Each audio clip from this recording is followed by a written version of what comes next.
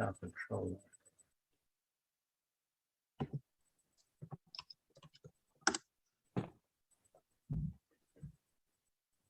Michael, it's nice to see you. Well, good evening, ladies and gentlemen, and welcome to this session in Edgware United Synagogue's adult education program entitled Lithuanian Holocaust Denial and Revisionism, an Orwellian Odyssey. George Orwell wrote, "The most effective way to destroy people is to deny and obliterate their own understanding of their history." I shall shortly introduce you to our two speakers who are determined that the true story of the dark days of the Holocaust in Lithuania will never be obliterated. But first, for those unfamiliar with Lithuania, allow me to give you some basic information. It's a small Baltic country bordered by Belarus, Russia, Latvia, and Poland, with a population under 3 million. After the Second World War, it formed part of the USSR and only had its independence restored in 1990. It joined the World Trade Organization in 2001, NATO and the EU in 2004, the Schengen Agreement in 2007, the Eurozone in 2015, and the OECD in 2018. To all outward appearances, you might think that it is now a fully fledged Western democracy, but the years of repressive Soviet rule have left their mark. I was on holiday in the Baltic states, Estonia, Latvia, and Lithuania in the year 2000, and stayed in a huge ex-Soviet hotel in Vilnius. 10 years after independence from the USSR, there was still the deshunaya, or floor lady of the hotel, stationed near the lifts at the entrance to every corridor, keeping an eagle eye on the comings and goings of the guests. I'm sure that things have changed since then, but bear in mind that the country was part of the Soviet Empire and that it's easier to change political institutions and alliances than individual mindsets and attitudes. As a tourist, I was unaware of the internal politics affecting Lithuania's relationship with the Jewish community. I visited the only surviving shul in Vilnius, the massive choral synagogue, and had the privilege of leading the Musaf service. The other 100+ synagogues were destroyed during World War II or by the Soviets.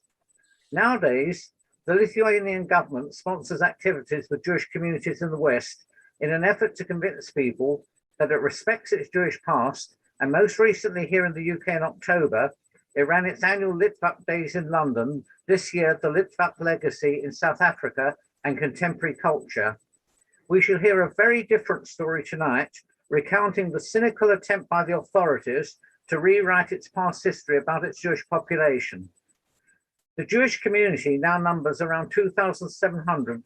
Before World War II, the Lithuanian Jewish population was some 160,000, about 7% of the total population. Vilnius had a Jewish community of nearly 100,000, about 45% of the city's total population. At the beginning of the war, some 12,000 Jewish refugees fled into Lithuania from Poland. By 1941, the Jewish population of Lithuania had swelled to approximately 250,000, or 10% of the total population. So, what happened to them all? Tonight, we have the privilege of hearing the world's leading experts on this topic who will answer this question. Grant Kochin in Los Angeles and Sylvia Foti in Chicago. Grant, a South African now living in Los Angeles, is actively involved in Jewish affairs, focusing on historical justice. From the late 20th century, he has spent all the years to the present documenting and restoring signs of Jewish life in Lithuania. He has served as the chair of the Makabov project in Lithuania, which mapped, inventoried, documented, and restored over 50 abandoned and neglected Jewish cemeteries. He is the author of Malice, Murder, and Manipulation, published in 2013. His book documents his family history of oppression in Lithuania. He lost more than 100 of his relatives in the Lithuanian Holocaust. Sylvia is a journalist, creative writer, teacher, and mother with master's degrees in journalism, education, and creative nonfiction. She has been a journalist for 20 years, has published 2 mystery novels, and has been a high school English teacher since 2007. Upon her mother's death, she was handed the biggest assignment of her life, to write the story about her famous grandfather. At home, she heard countless stories about her grandfather from her mother and grandmother, and was raised to adore him as well as the homeland. We shall hear how she has had to reappraise her image of him. She is the author of the recently published The Nazi's Granddaughter, How I Discovered My Grandfather Was a War Criminal. Tonight she will tell us how she found out about her grandfather's story.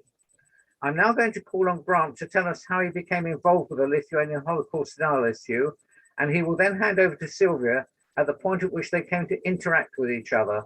You can type in questions and comments in the chat, and if time permits, you can then discuss them with our two speakers. Grant.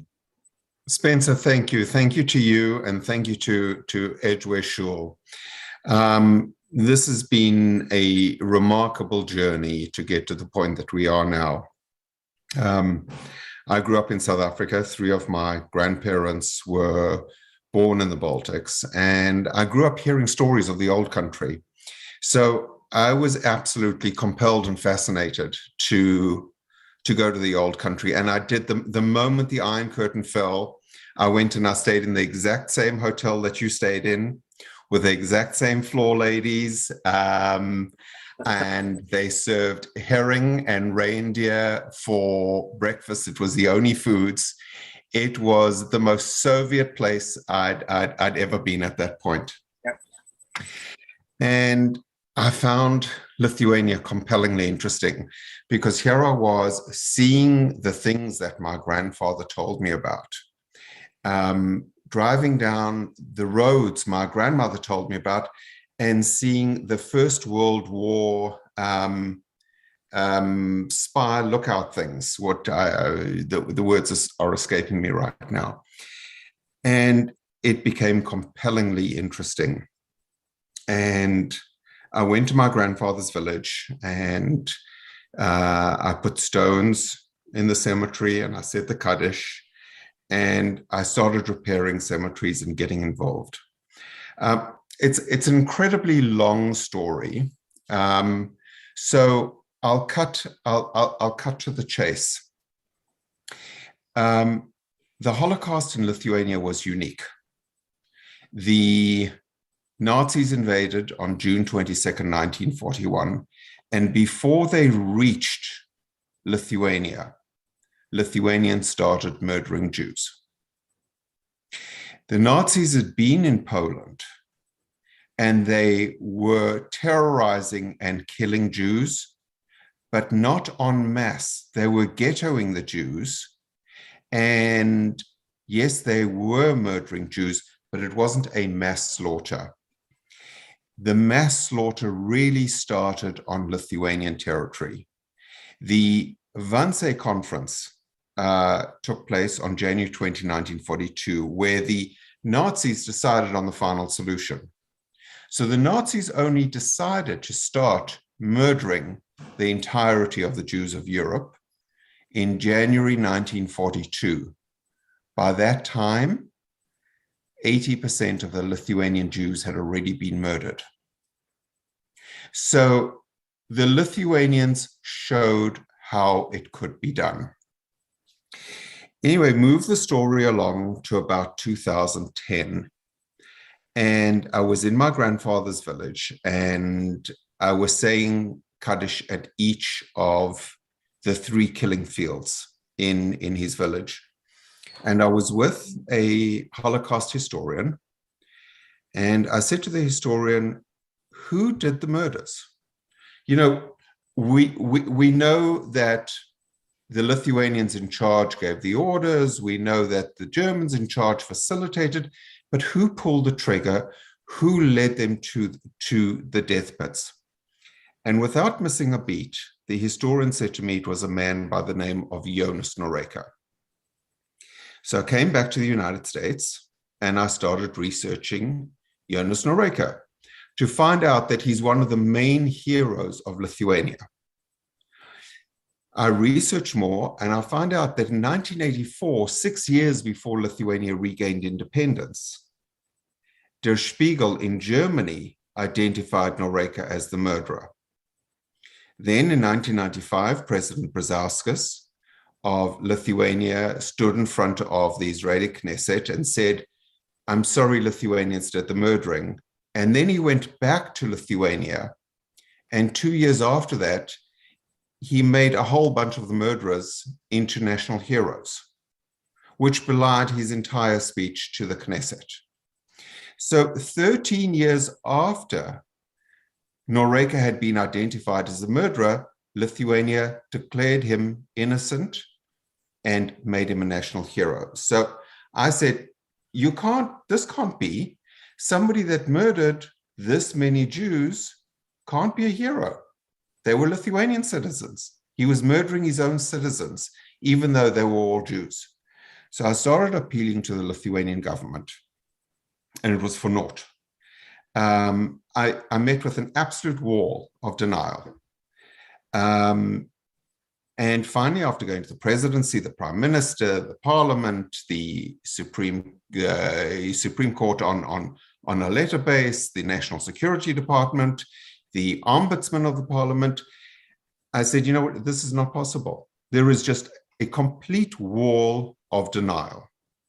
So I decided to sue the government, because I thought, you know what, if I can get in front of an intelligent, impartial, honest judge, they will see how dishonest this is. Cut a long story short, the Lithuanian courts would not review any of the facts of the case. So one day in 2018, now I've been on this for 8 years already, nonstop, because it consumes hours of my day every single day. I receive an email and it says, "Hello, Mr. Goshen. My name is Sylvia Foti. I assume you know who I am." And Spencer, I had this physiological reaction because I knew exactly who Sylvia Foti is. Sylvia Foti is the granddaughter of the man that murdered about 100 of my relatives. I broke out in the sweat. My hands started shaking. I started getting palpitations. And so she goes on to say, "I'd like to talk to you if you're willing to talk to me." Well, I needed time to actually calm down. I couldn't, there was no way for me to respond to her at that moment. So I said back to her, you know what, I need a couple of days. Let's set up a specific time. So I made her call me. I wasn't gonna dial her number. So she calls me, and she's obviously very nervous on the phone, and I hear this little like tremble in her voice. And she says, "Well, thank you for taking my call." And now I'm all hostile because I'm expecting just this wall of fraud and denial and revisionism attacks. So I said, "Yes, what do you want?" So she says, "I've read all of your research," because I've made all of my research public because I don't believe it's proprietary. So I say to her, "Yes." She says, "You've made a mistake." And now my hackles are rising because I know that I'm going to get this, "You damn Jew, you this, that, what I'm accustomed to." So I said, "What mistake?" And Sylvia says, "You've missed about 10,000 of my grandfather's victims." And with that, Sylvia, why don't I hand it to you? Just before that, just before we hand over to Sylvia, since I know your Lithuanian journey started with a desire to say Kaddish in situ for your family where they perished, I'd like to play the following from 2011, recorded in the United States Capitol Rotunda. The United States Congress established the Days of Remembrance as America's annual commemoration of the victims of the Holocaust and created the United States Holocaust Memorial Museum as a permanent memorial, living memorial to those victims. It's El Moli Rachamim, the memorial prayer and Kaddish, and as a tribute to all the 6 million who perished.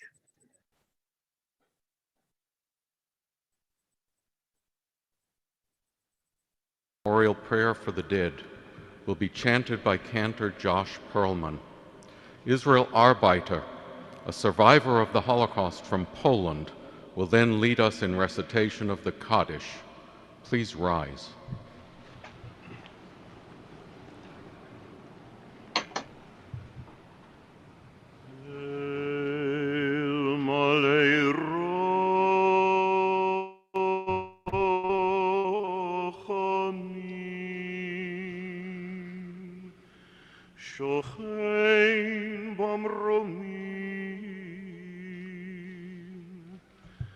Hametsei menuchane chona al kanfei hashechina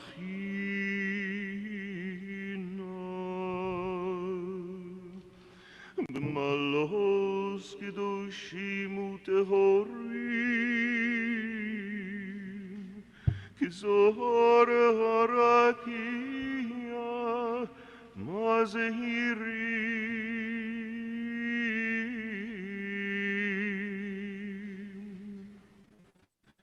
et kol haneshamot shel sheishet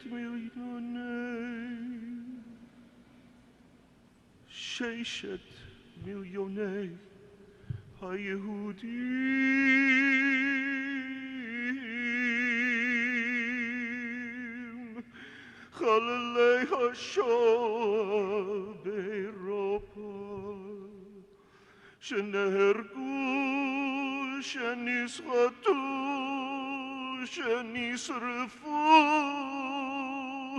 ושנספו על קידוש השם בידי המרצחים הגרמנים ויוזריהם משאר העמים. באוישוויץ, טרבלינקה, מיידנק, מאטהאוזן, ברגן-בלזן, סוביבור, ובשאר מחנות השמדה שהלכו לעולמם,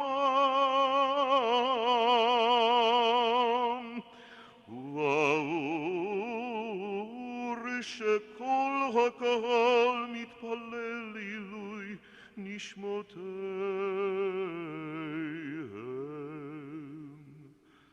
לכן בעל הרחמים, אוי רחמים, יסתירם בסתר כנפיו לעולמים, ויצרור בצרור החיים את נשמותיהם.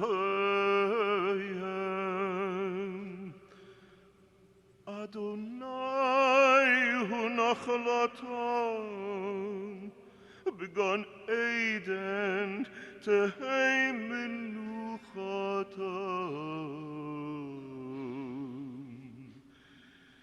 ויעמדו לגורלם לקץ הימים, ונאמר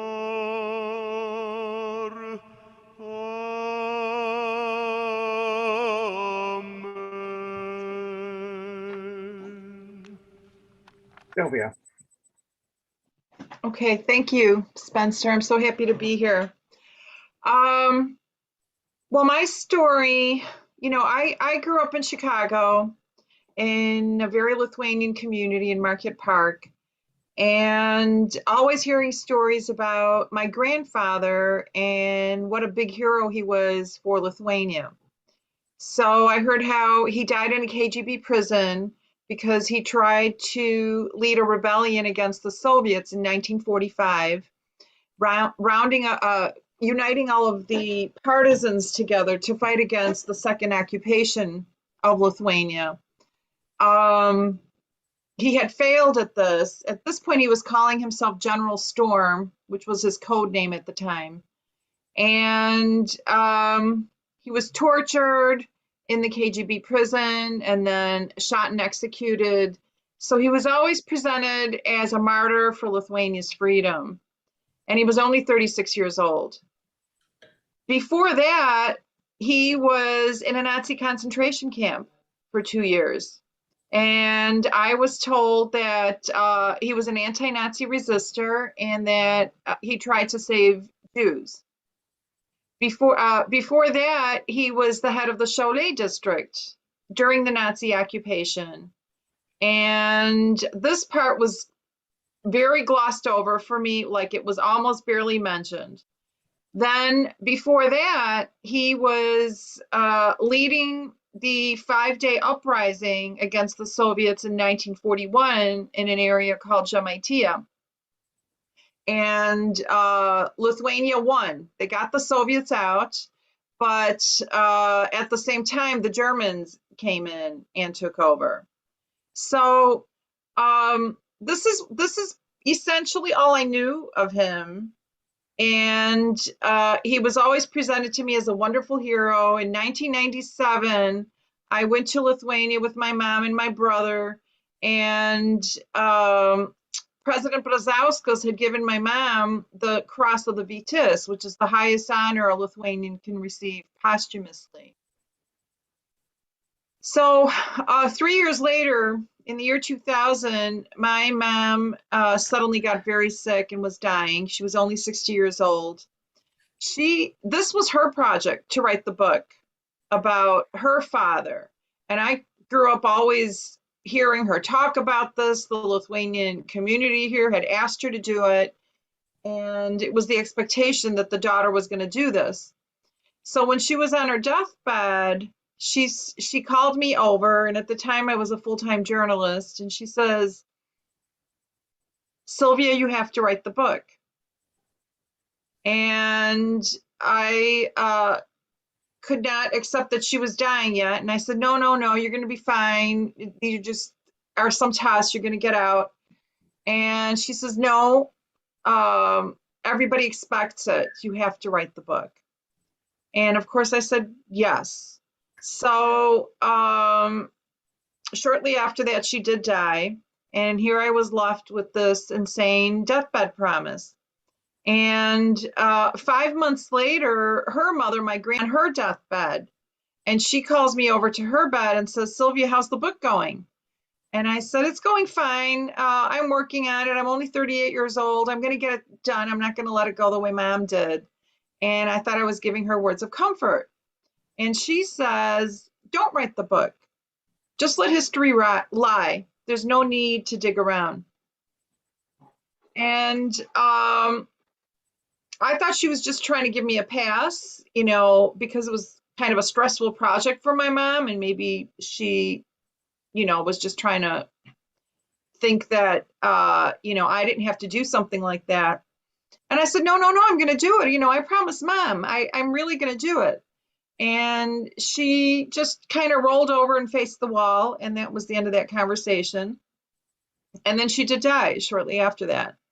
So they both wanted to be buried in Lithuania. And so this is all still the year 2000. And in October, my brother and I take the remains of my mother and my grandmother to Lithuania, and we bury them.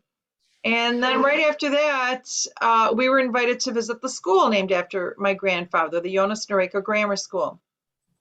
And at that school, I had a conversation with the director, and I asked him, "How did you decide to name the school after my grandfather? I never really heard the story."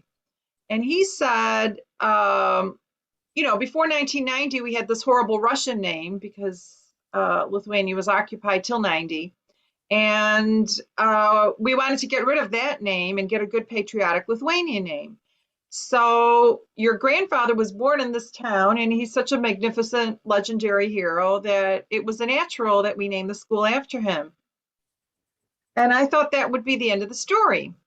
And then he pulls me to the side and he says, "But I got a lot of grief over naming the school after your grandfather."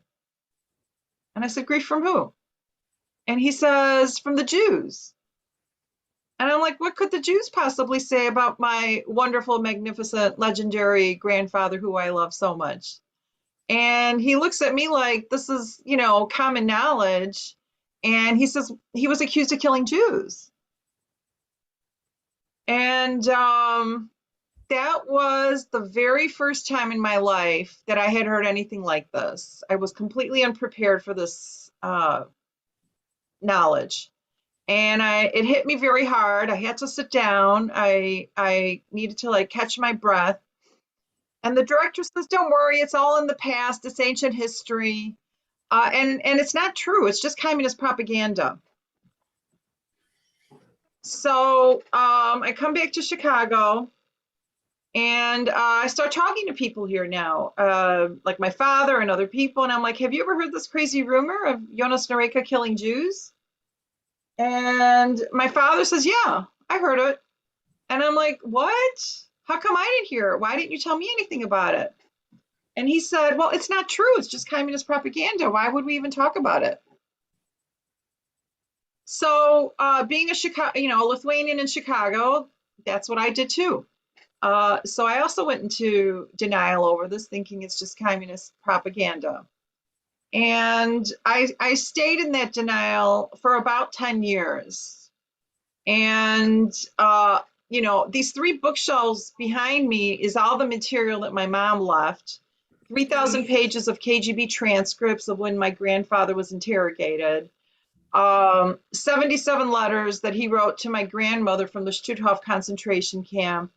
And just, hundreds of articles in newspapers and magazines and letters from family members and just all kinds of stuff. And he wrote a little fairy tale to my mom from the Stutthof concentration camp. So I spent a long time going through all that. And, but I came across 2 very troubling pieces of evidence in my mom's archive. And both of them started to really change my mind about what was going on. The first one was this little brochure called Pakelka Lietuvių, which is Raise Your Head Lithuanian.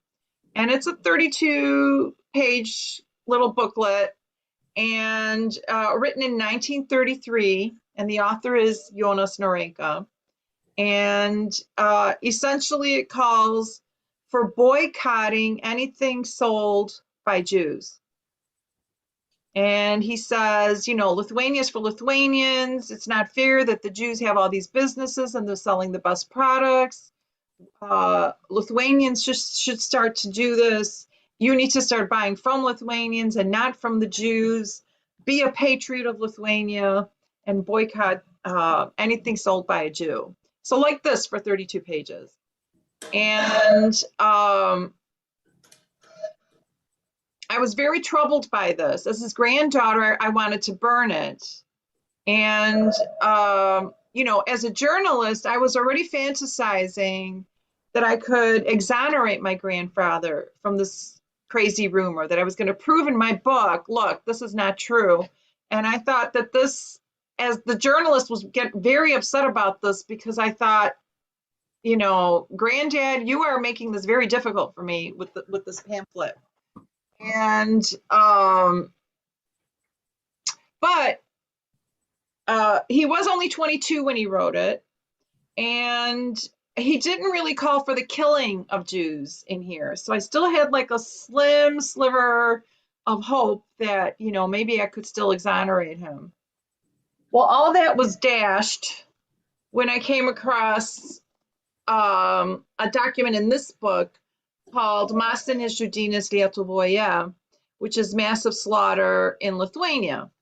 And it's got a bunch of Holocaust documents by city, and one of the cities is Šiauliai, or regions of Šiauliai, and that's the area my grandfather ruled during the Nazi occupation. He was the highest ranking Lithuanian under a Nazi in that region. And he wrote this order. He wrote on August 22nd, 1941, calling for the rounding up of all Jews and half-Jews in his region of Šiauliai, and to be brought to a newly formed ghetto. He wanted a new ghetto formed in Žagarė, and they had to all be there within a week by August 29th. And his signatures right here at the bottom. And within 6 weeks, on the date of Yom Kippur, more than 2,000 Jews were slaughtered there. So this is the document that really flipped the switch for me and turned me around. And I thought there is a lot more to the story than I ever thought possible. And now I'm going to really look into this Nazi occupation and what my grandfather's role was. And I did. I looked into it, and I took a trip to Lithuania, 7-week research trip in 2013. And I talked to a lot of people, went through a lot of documents, talked to family members, and rounded out the picture of what was going on with my grandfather in the Nazi occupation.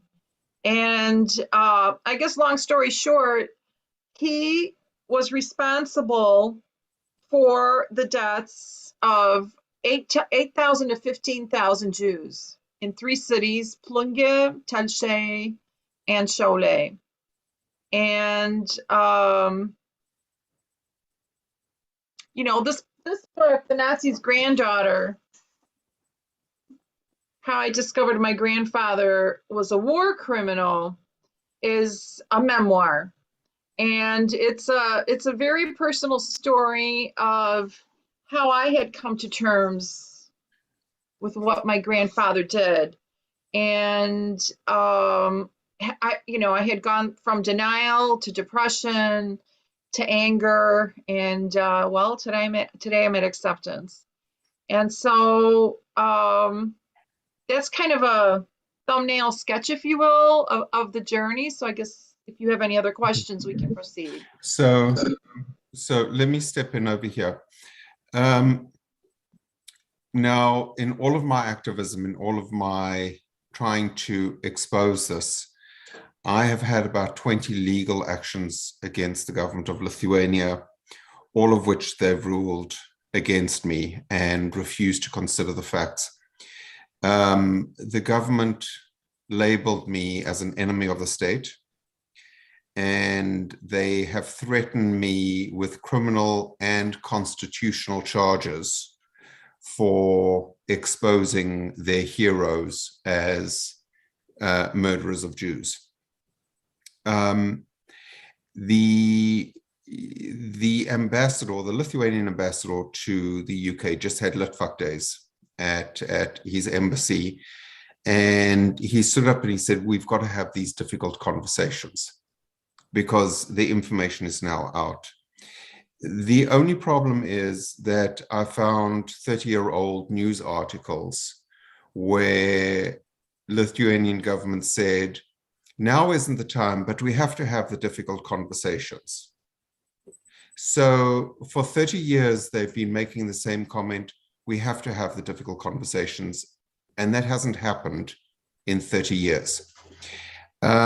We then had an interesting development where Michael Kretzemer stepped in and contacted us. So Michael, with this, why don't I hand it to you for a few minutes?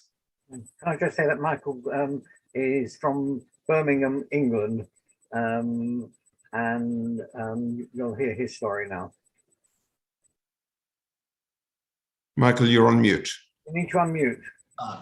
Hello, everybody. Actually, I'm from Bulawayo, Zimbabwe, but I've lived in Britain since 1977. There was, in fact, a very big Litvak community in Bulawayo, which is in the middle of central southern Africa. And we once had about 600 families there, and it was a kind of microcosm of one of these extraordinary Lithuanian shtetls. We had the same values, the same organizations, the same educational things, the same political movements. So when I finally went to Lithuania myself, I'd avoided it like many Lithuanians because the detail of what had happened to us was just too horrendous to cope with. But eventually I did summon up the courage, and I went back to say Kaddish at my own relative's death pit, which was in a place called Biržai. It's a very pretty town in northern Lithuania. And I was seduced by this occasion. There were officials and there were politicians, and it was on television. And it was only later when Lithuania TV, because I was a TV filmmaker, and I'd made a little film, a little travelogue of this. And so Lithuania Television had asked me to make a big film that would make my mother very proud, My Letter to Lithuania. And it was in the course of doing this that I discovered everything I'd seen was a charade. And I was being controlled absolutely entirely by an institution called the Genocide Center, which is probably best if Sylvia and Grant describe its Orwellian machinations. But at that stage, I became familiar with what Grant and Sylvia were doing. And it was an absolute revelation. And it is extraordinary to me that we have an EU country, a member of NATO, that defiantly, openly, wantonly, brazenly lies about the Holocaust and turns Holocaust murderers into heroes. At first, I didn't believe this, so one has to test this information. But this, as you've heard it from Grant and Sylvia, is absolutely the truth. And I must say, when one examines the cruelty of the Lithuanian Holocaust, I'll give you just one story, what happened in Plunga, which is where Sylvia's grandfather ruled. They shut the entire community of Plunga in their shul for 3 weeks in the summer heat. People died of thirst, they died of starvation, they were rotting inside. By the end of the 3 weeks, they were so weak, they were dragged off to the Kalsanai forest and slaughtered. There were many other atrocities in Plunga, which will feature in my film. And I'm not an activist by nature. I don't like to get involved in the Holocaust because I find it distressing. But as a Jew and as a Litvak, I found this simply intolerable. It is intolerable that the Lithuanian government gets away with this. And for that reason, for the last 2 years, I have devoted my life to the same cause that Sylvia and Grant are fighting. And that essentially is my story. I'd rather hand you back to Sylvia and Grant because they can tell you more. I would suggest it's worth a discussion of the Genocide Center because this is truly unbelievable. And I don't know, maybe Sylvia or Grant would like to pick this up. Grant, maybe you can tell us about the cases that you brought and the excuses they've made. Well, I've sued the Lithuanian Genocide Center actually more times than I remember. I was actually talking to my lawyers. I have one in England, one in Lithuania, and one in the United States. We're about to file a new case against the government of Lithuania in the United Nations. And I have an appeal out to the president of Lithuania. There's a new series of litigation we're going to be starting. It's pointless to actually ask the Lithuanian government for truth at this point in time. They have veered so far into Holocaust revisionism that they actually have no path to come back. They have a government agency called the Genocide Center, whose task is that Lithuanians were only victims. All culpability is swept under the rug of Nazis and Soviets, and they are to act as defense counsel for any Lithuanian accused of any Holocaust crimes, to discredit claims against them, to find reasons to dismiss eyewitness testimonies, dismiss signed orders, and to declare them heroes. I've been going after this Genocide Center, who is the legal arm of the Lithuanian government, to find facts. And they are merely an Orwellian center of fraud. Now, if it was just Lithuania, that, you know, we could cross Lithuania off the map and discard it. But unfortunately, as a government agency, their findings are primary data used by other governments. So the US Holocaust education curriculum is based on official finding of facts of European Union governments. So they are actively rewriting Holocaust history and putting it into the US education system. Well, they can corrupt their own country, but I'm not going to stand by after Lithuania murdered my family and then them try and teach American children that these Holocaust perpetrators were heroes and were only rescuing Jews. So my approach in suing the government, as many times I have, was I hoped that there would be separation of powers, as there is in the United States, that a court of law would look at obvious, blatant fraud, as Michael identified, and say, this is an absurdity. But unfortunately, Lithuanian courts are not known for independence. They haven't developed the way Western European courts have developed as independent judicial bodies. They too are still a branch of the government. So there is no path to Holocaust truth inside of Lithuania. This too I could almost live with, except they keep going in front of Jewish audiences and saying Lithuanians were just rescuers. You know, no Lithuanian hurt a Jew. Every Lithuanian was saving a dozen Jews.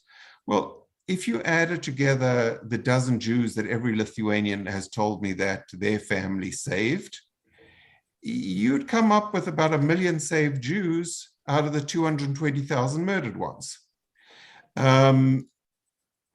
You know, they can deceive themselves, but they can't come and stand in front of Western and Jewish audiences and deceive us.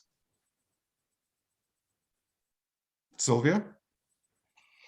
I guess all I would add to that, Grant, is by way of explanation that the Genocide Center is the arbiter of history in Lithuania.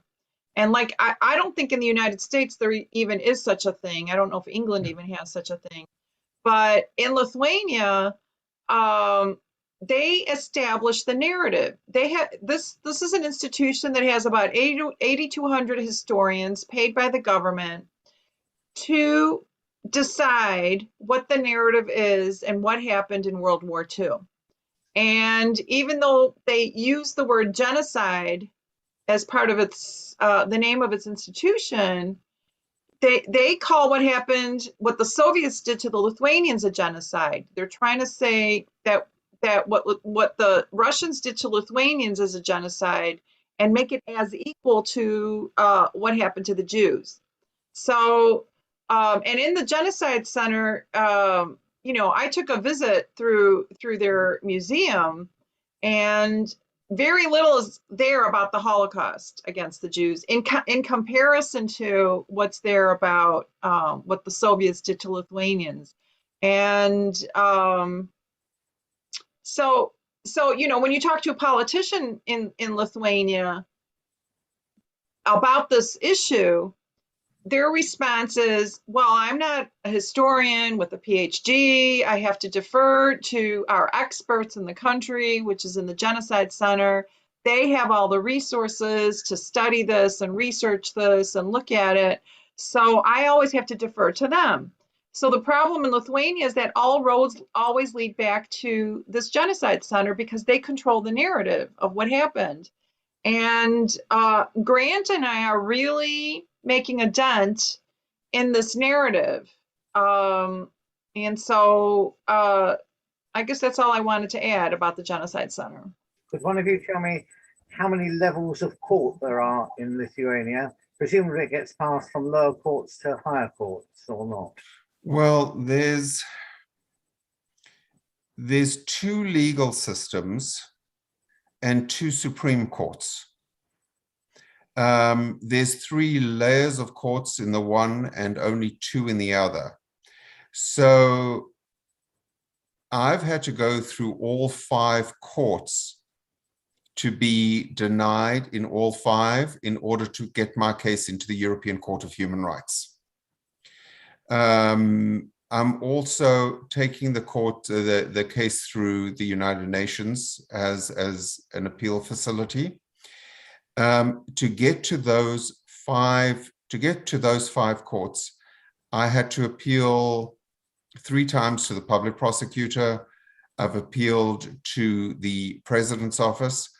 In fact, I wrote an article a couple of days ago in Times of Israel about the previous president and showed her letter refusing to investigate Noreka, and how it was actually a masterpiece of Holocaust revisionism.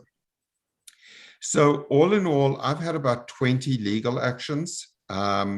It's cost me an unbelievable fortune. I mean, you can imagine what 20 legal actions going through the European Court of Human Rights and the United Nations costs. But, you know, there are 220,000 murdered Jews in death pits in Lithuania, and they do deserve the truth. Spencer, somebody just said, Brian Bloom said his family came from Plunge. I'm just trying to find a YouTube that Sylvia and I did called The Table of Truth. Oh, yes. Do you by any chance have that link? I don't, but I can find it. Sylvia, do you have the link, Table of Truth, the Table of Truth event? I'd have to look for it. I'd have to do a Google or whatever. Could you please, and Yeah. I'll just explain it to Brian. Brian, Sylvia's, oh, there I see you on, I see you on the screen with the flowered drapes. Thank you. Brian, Sylvia's grandfather did the murdering in Plunge. And I urge you, Brian, I urge you to read the book, because Plunge is featured quite extensively and what Noreka did in Plunge. And Plunge, the most prominent family in Plunge was a Jewish family called Orliansky. And Sylvia's grandfather murdered the Orliansky family and took their home. And Sylvia describes in a book a table that came from that Orliansky home in Plunge, which has since become a primary piece of evidence. It's right now the most famous chess table in the world. And if Sylvia can find the link to that event we did, it's revelatory how, I mean, using this table to show the level of deception that the government of Lithuania has applied to their Holocaust perpetrators. So it'll be an unbelievable learning experience. Yes, you'll find it on YouTube under the Table of Truth of either the Israeli American Civic Action Network, yes, or the Cape Town Holocaust and Genocide Center. Civic. On top of mass death pits, they use their murdered Jews as a marketing tool to promote themselves. And this is that's it.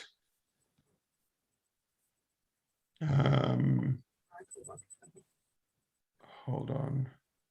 Here it is, the Table of Truth. I'll put this link. Could you unmute Michael? He wishes to say something.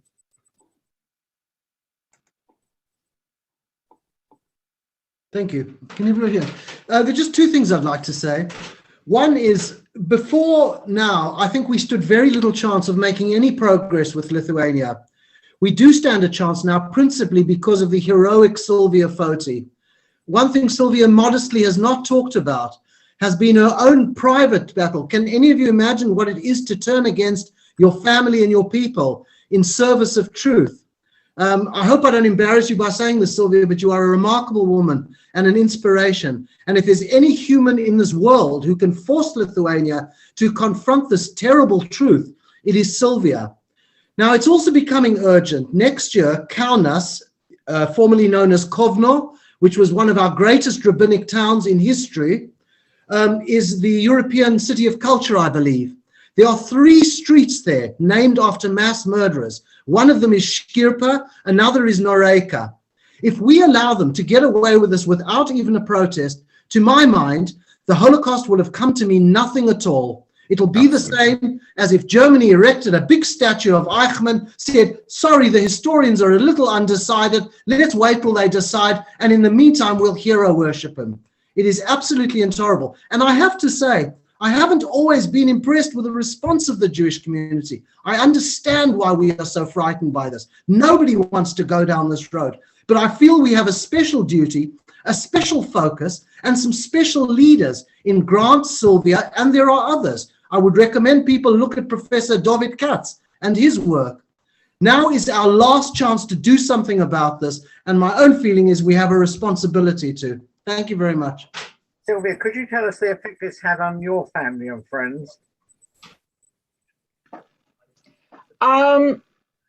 I have lost some friends over this. They have become very angry at what I'm doing. You know, calling me a traitor of the country, working for the Russians, a KGB spy.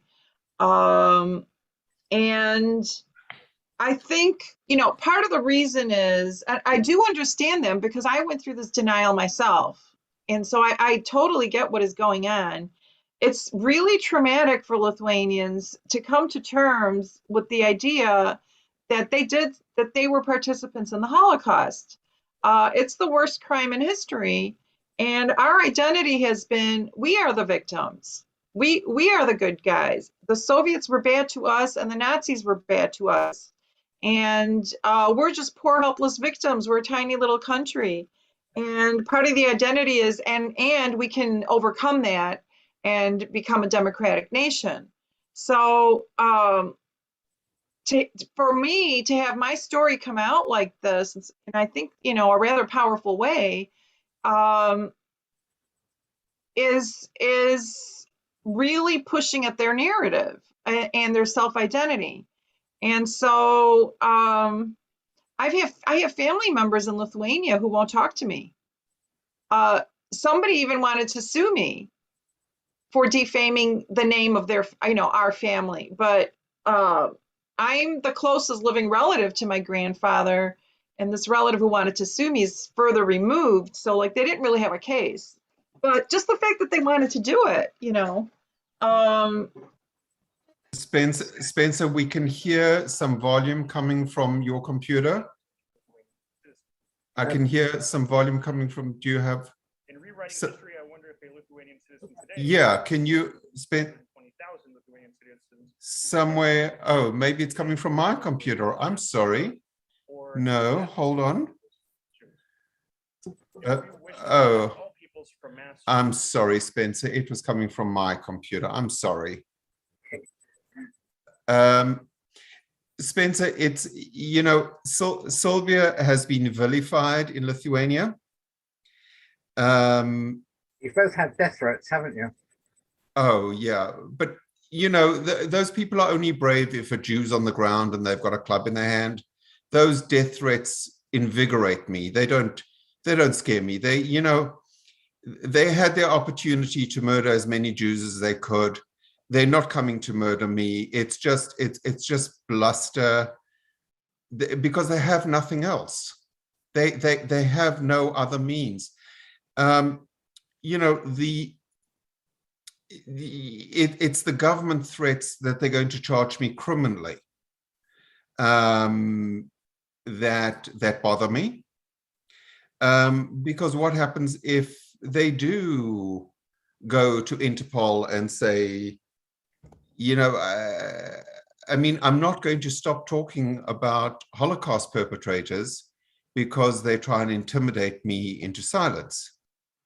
But the death threats, I don't think the death threats threaten either Sylvia or myself. Do they, Sylvia? Do you worry about them? No, I feel safe. Just the fact, you know, they have said it, but I don't really, you know, I just came back from a trip to Lithuania 3-4 weeks ago, and I was worried about my physical safety there before I went, but I'm happy to report that it was a fine trip, and people are starting to listen. I was there with the Olga Lengil Institute. They sent me to given a presentation about all this to teachers teaching about the Holocaust in Lithuania. And the teachers were very, very receptive to this information and very open to it. And one of the teachers even invited me to a Zoom to their high school. I Zoomed with 100 high school students in Lithuania just yesterday. So, so it's getting better.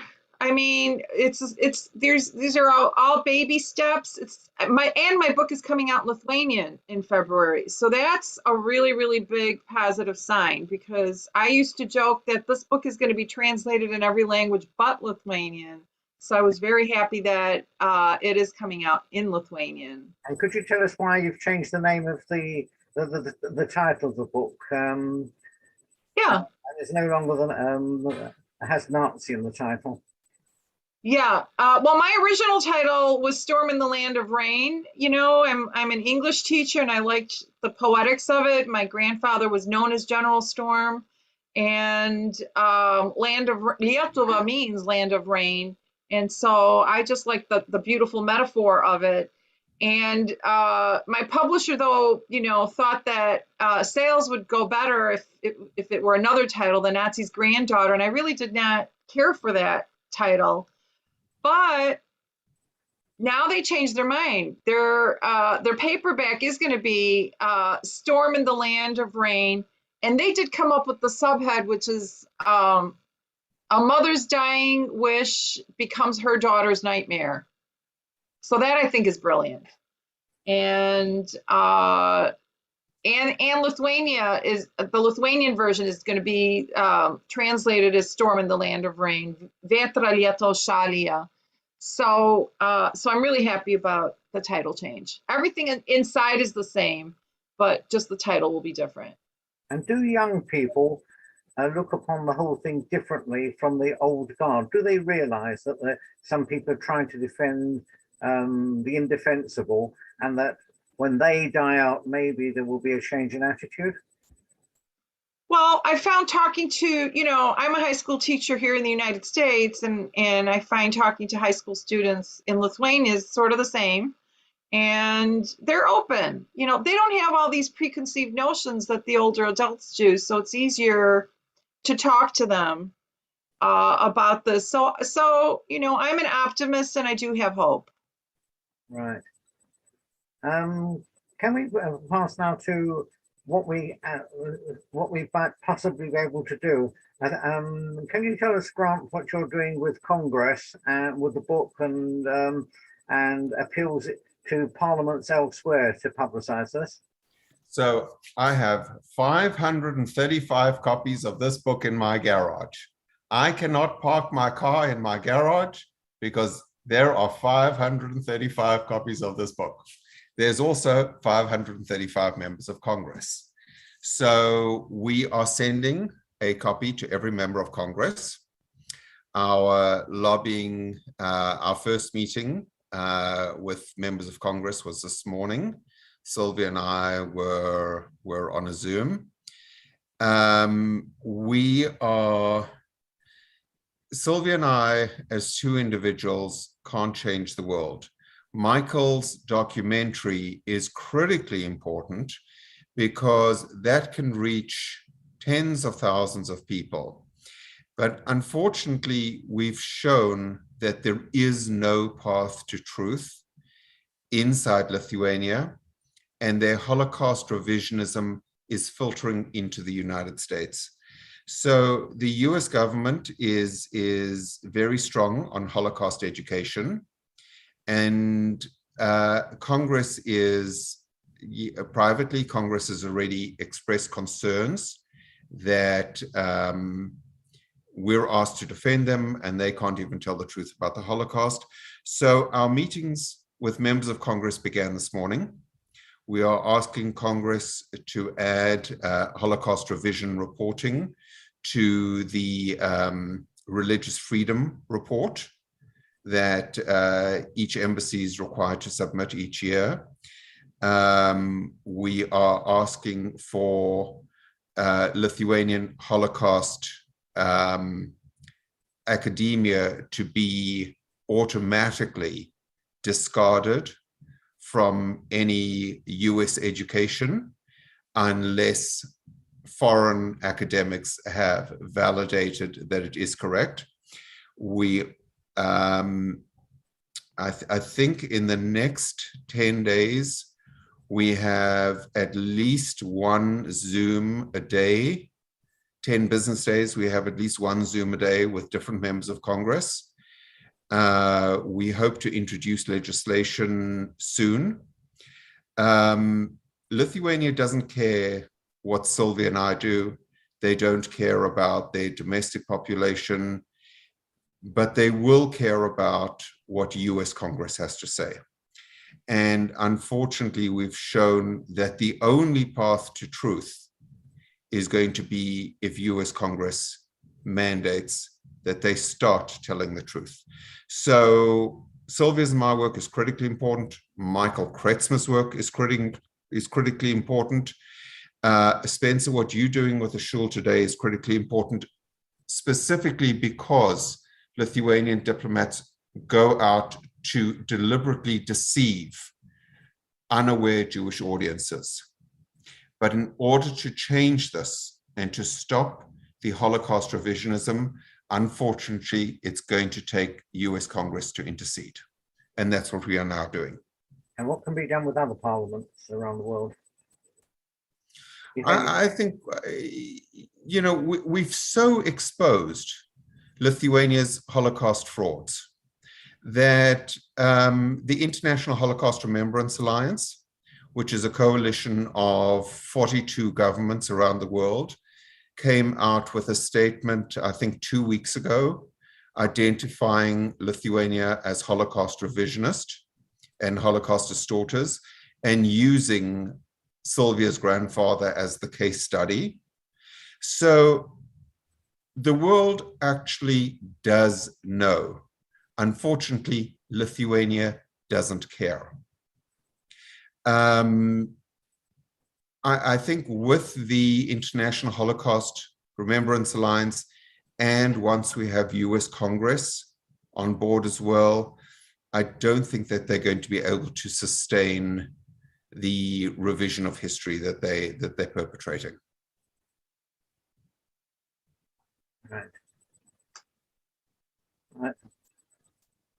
Could I ask, is there anyone who wishes to ask any questions or comment or say something about their families? Anyone? Yeah, Carol and Brian. Carol, can you take yourself off mute, please?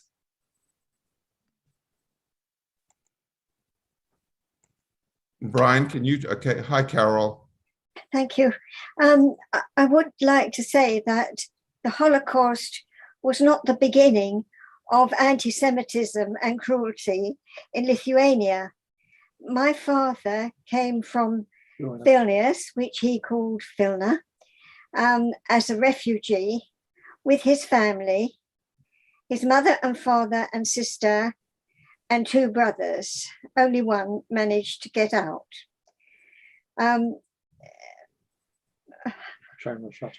My father came to England as a refugee and became deeply grateful to England for everything that was done for them, although there was not the sort of support that refugees get today, but the Jewish community helped him enormously. But the Jews were treated long before the Holocaust dreadfully and disgracefully by Lithuania, and I think that should also be on record today. Yes. Unfortunately, most people have very short attention spans, and this morning's news is forgotten by the evening. We unfortunately have to address the most egregious. If you, I know Spencer put out a copy of my book. If you look at my book, not Sylvia's book, I speak extensively about the 1915 deportations, which was a precursor to the Holocaust, which has been entirely lost to history. I mean, up to 600,000 Jews were murdered in 1915 in Europe. It was the second major genocide in Europe of the 20th century. And it's entirely lost to history. So I hear and understand exactly what you say, Carol. Brian, you had a question? You're on mute, Brian. And then we'll have Flora. Okay. Okay. I got it now. Thank you. Well, firstly, I'd like to thank you, all of you, Sylvia, Grant, Michael. I'm in a bit of an emotional mess at the moment. My family came from Plunger, and their name was Cher. And related to Sir Anthony? Yes. Okay. And my Zeta came from Celente, just 15 kilometers away from Plunger. My mother's family came from Vilna, and we don't know what happened to them at all, but we do know what happened to the Shares. We know what happened to the Bunish, which is what I got the name Bloom. It's terrible. Now, I have been in contact, and we were invited, the Board of Deputies were invited to send Litvaks, or people of Litvak descent, to a seminar that they arranged, the Lithuanian embassy, some 7 or 8 years ago, where they feted us for 3 days and totally denied everything, as you quite rightly say. And they've continued to do so. Correct. And ironically, the present ambassador for Lithuania to England at this moment comes from Plunger. And all they could talk about at their last Holocaust day, which was in October, was this great, you spoke about it for Kunas, is it? Kunan, where they're having the city of Kaunas. Kaunas, I beg your pardon, Kaunas. And that's what he was talking about, and how wonderful it is, and we should all go and see what they're doing, et cetera, et cetera, et cetera. And they're building a museum at this moment that is going to have talk about the ghettos and everything, et cetera, et cetera, et cetera. Total denial. Total. Brian, my suggestion to you is to go back to the video of those Litvak days. And there was a South African judge by the name of Albie Sachs that spoke. Yes. And Albie spoke very plainly. They don't mention his speech, but he looked the ambassador in the eye and told them to stop the denial and revisionism.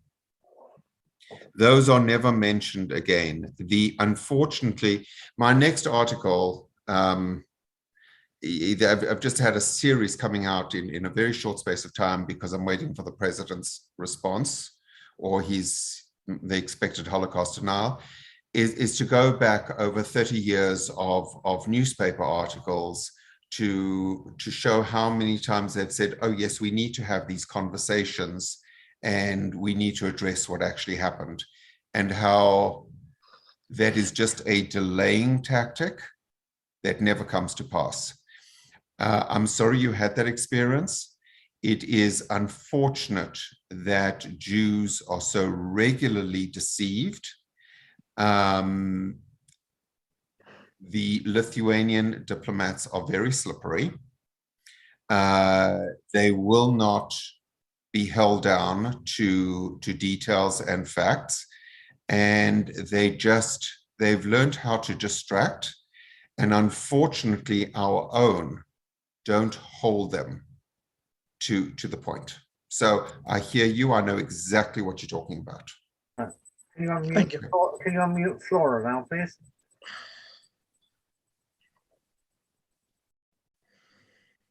Flora, you still muted? Yeah, I'm trying to unmute, but I think my is frozen. I'm trying to. You're unmuted. We can hear you. We can hear you. Am I unmuted now? Well, yes. Just as Brian has said, first of all, before I ask you something, I'd like to thank the three of you in the order that you spoke, Grant, Sylvia and Michael. I mean, it's just phenomenal what you've done. And the death threats, I mean, the way you're just, brushing it off. you're really very heroic, all of you, and what you're doing for us, with the Jewish people and the world at large, because you know, lies will out, but it doesn't seem to be that it will be the case. And I find this absolutely unbelievable that we've got Sylvia here, and to me she's a real how can I say, heroine. It's fantastic what you're doing, Sylvia. I think I speak for all of us when I say, and the other, Grant and Michael, you're all in your equally, you know, in your own sphere. It's just fantastic what you are doing, Sylvia, because you are helping somebody at your own, you know, peril. Well, I hope not, please God, it will not be, but you're going through a very difficult time, and I think you're underplaying it, and we really appreciate what you're doing. But my question to you is, I just cannot believe, I mean, to all of you, I've heard everything, I've listened to everything, and you've answered me. You might say, well, doesn't she listen? But I'm listening. I cannot believe that people like you, who are so, you know, you're able to express yourself, you've got the knowledge, you've got the background, you've really done a lot of research. I cannot believe that they are denying, you know, that there's this denial and this, you know, and revisionist theory. I'm thinking of our own people who, you know, did revisionism on Zionism. I can't believe that I'm sitting here, and just as Brian was very moved, you know, it was very moving to listen to Brian Blue. I'm really shaking. I cannot believe it. I've said it 3 or 4 times already, that they're not doing anything about it. I mean, your book has to be taken to every single school, Sylvia. I don't know how one's going to do that. To non-Jewish schools especially, you know, it has to be, Jewish schools are just as important, but it has to be promulgated everywhere. We cannot let this go. It's just unbelievable what we've been listening to tonight. I had no idea at all. I've heard about your book, The Nazis, and I urge you, you know, and I know that I'm being very pure when I say it, but do not give up. They have to accept it. They have to have an apology. That's what we really want. There has to be an apology. We owe a great debt to Sylvia, because I know that she is a practicing Catholic and a religious lady, and she feels it her duty to tell the story. I have a question here from Glenda. Has this problem been dealt with by Yad Vashem and other Holocaust museums? Let me answer that. I've reached out to Yad Vashem. I don't know how many times. I've never had a response back. So what Yad Vashem is doing, I have no idea. I don't know anybody that really gets responses from Yad Vashem. When Sylvia was willing to part with her grandfather's letters that he wrote from Stutthof, we contacted the US Holocaust Memorial Museum and Yad Vashem, and we asked them, do you want these? By the time the US Holocaust Memorial Museum had them in their possession and all the documents had been signed and the going back and forth, it was only after that that Yad Vashem responded and said, oh yes, we'd like these. But we'd waited so long for their response, we didn't even wait anymore. We gave up. The US Holocaust Memorial Museum in Washington, DC has spoken very clearly on the subject and called it Holocaust distortion. A number of museums around the world have. I just reached out to the new director of Yad Vashem about a new appeal I've made to the president of Lithuania. I have not yet had a response. I can't answer for Yad Vashem. I have a comment here from Gillian Walker. I was in Utena and Salakas 20 years ago. I met an old Lithuanian couple who told me that Lithuanians had taken Jews to a site 15 kilometers away and shot them there. I visited the museum in Utena, where I was told that there had been no Jews in Utena. That whereas there's actually been over 40,000. So again, you know, I worked on restoring the Jewish cemetery in Utena, and it was a huge Jewish cemetery. So where did the thousands of graves come from if there were no Jews there? You know, look, I don't blame the Lithuanian people as such. The government has lied to them. They've enforced this ideology. Lithuanians that have stood up and spoken out have been intimidated back into silence. There was a journalist that wrote about this. He was called in for questioning by the police. I mean, it's not something that a Western mind, an American mind, or a British mind can comprehend. It's, you know, Brits and Americans don't have this police state apparatus to intimidate you. And you think of Lithuania as a European Union country, but unfortunately, there is still a huge Soviet component to their society. And this is the component that is enforcing this narrative. Yeah. Yeah. Another question that's just been asked is from Stephen Feiner. Does the same situation exist as far as you know in Belarus? I don't study Belarus. I can't answer for Belarus. I will tell you, if you want to know about Poland, look up a Professor Jan Grabowski, who has spoken much about Poland. I know that there's problems in Hungary and in Ukraine. I can't answer about Belarus. Right. I'll take one final point before we wrap up. Anyone wish to ask a final question or final comment? No. In that case, I'd like to thank Grant and Sylvia for tonight's presentations, and in particular, their bravery and always seeking the truth at whatever cost their friends and family. Sylvia, your journey of discovery separated you from your close-knit American-Lithuanian community, and Grant, your legal battles have stopped you from many other activities and business that you would otherwise be engaged in. But together, you've brought the story of Lithuanian Holocaust denial to the attention of the world, and it's important that we in the UK, as well as in other Western democratic countries, support your campaign, and in particular, ask our politicians to raise the topic in Parliament and elsewhere, and that we encourage our Jewish representative bodies to assist us. We salute your wonderful collaborative work and trust that one day you will see your work rewarded by the Lithuanian government taking full responsibility for its role in the collaboration and destruction of its Jewish community. Our next World War II related session will be on Tuesday, the 18th of January, 2022 at 8 p.m, when Tracy Moses of the Holocaust Survivors 45A Society will be giving a talk on the story of the boys, and I'm organising a session for the Board of Deputies on Tuesday, the 25th of January, with Marion Rice Davis and Ruth Fasel, entitled Oratorio Terezin. Details of the Edgware sessions are placed on our website, www.edgwareu.com, or alternatively, you can contact our office@edgwareu.com, and ask to be placed on the circulation list for the adult education program. Recorded past sessions are on our Edgware US YouTube channel, and this session will be uploaded immediately to YouTube. I'll ask the Board of Deputies to place details about the Oratorio Terezin session nearer the time. Our next Edgware adult education session will be on Tuesday, the 7th of December, when our own cousin, Cantor Yossi Schwartz, will tell us about how a cantor is trained in a talk entitled The Making of a Professional Cousin.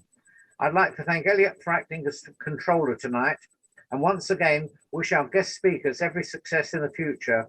Thank you. For later this week, we wish you and all other Americans a happy Thanksgiving. I finish with another quote from Orwell. In a time of deceit, telling the truth is a revolutionary act.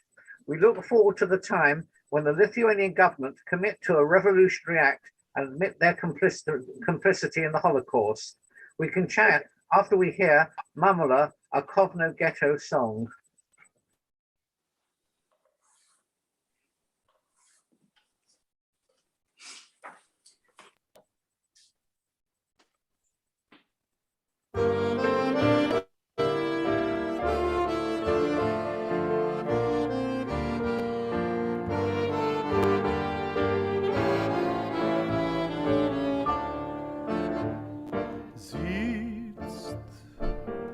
an alte Mamele und Tracht.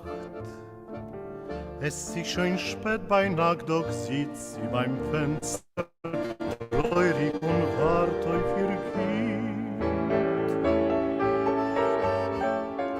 Weit bist du zurück, du schöne Zeit. Es ducht an Ewigkeit, doch hoffen musst du, doch heldischer, jüdischer Volk.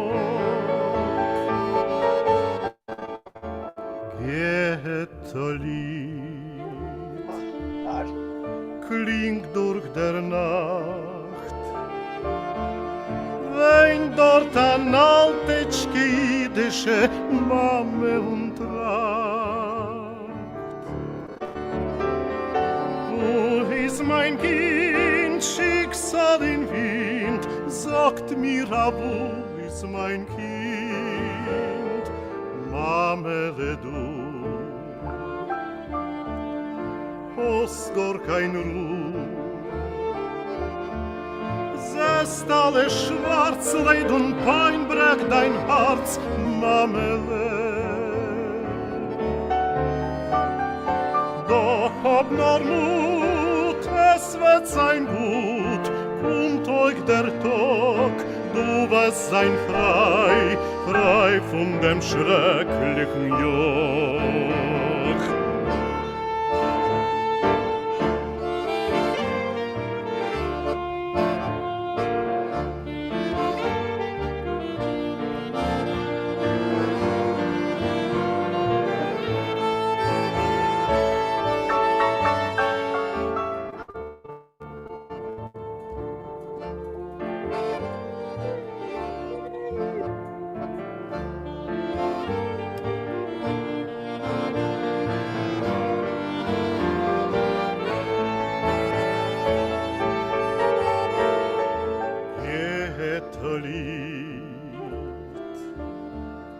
Klingt durch der Nacht, wenn dort an alte jüdische Mame und Tracht. Wo mein Kind, Schicksal in Wind, sagt mir, wo ist mein Kind, Mamele du. Hast gar kein Ruh. Sest alle schwarz, Leid und Wein brecht dein Herz, Mamele. Doch hab nur Mut, es wird sein gut, kommt euch der Tag, du wirst sein frei, frei von dem schrecklichen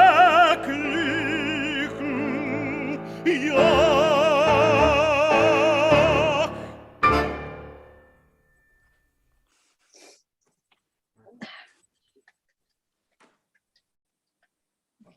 Elliot,